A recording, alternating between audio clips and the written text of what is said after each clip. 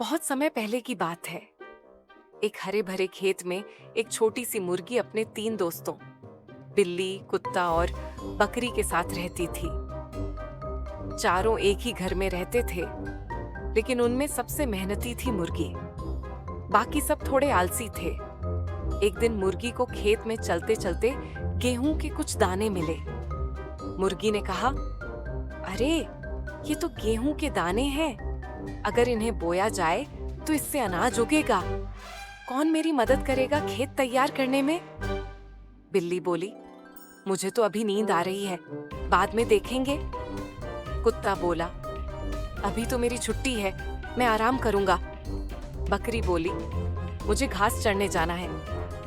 मुर्गी ने गहरी सांस ली और बोली, ठीक है, मैं खुद ही कर लूंगी। मुर्गी ने अकेले ही खेत की मिट्टी को खोदा, बीज बोए और उन्हें पानी भी दिया। कुछ हफ्तों बाद गेहूं की बालियां लहराने लगीं।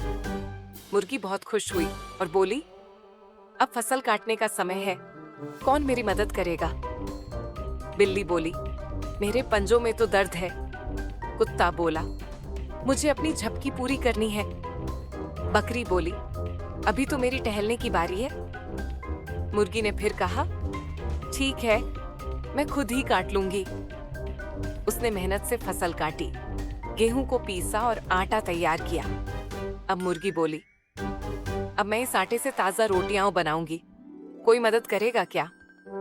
बिल्ली, मुझे तो बिस्कुट खाना पसंद है। कुत्ता, तू बना ले, हम तो बाद में खाएंगे। बकरी, मेरे तो दांत नहीं है रोटी खाने के लिए। मुर्गी बोली, ठीक है, फिर मैं ही बनाती हूँ। जब रोटियां बनकर तैयार हुईं, उनकी खुशबू पूरे घर में फैल गई। तीनों दोस्त दौड़ते हुए आए, बिल्ली, कुत्ता और बकरी। बिल्ली बोली, वाह, क्या खुशबू है, चलो मिलकर खाते हैं। कुत्ता बोला, हाँ, मुझे भूख भी लग रही है। बकरी बोली, रोटी खाएंगे फिर आराम करेंगे।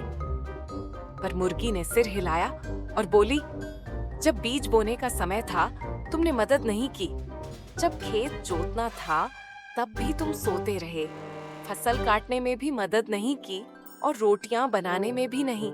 इसीलिए अब ये रोटियां सिर्फ मेरी हैं। तीनों दोस्त शर्मिंदा हो गए।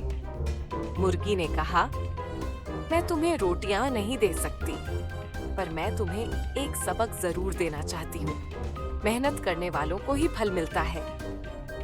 तीनों दोस्तों को अपनी गलती का एहसास हुआ।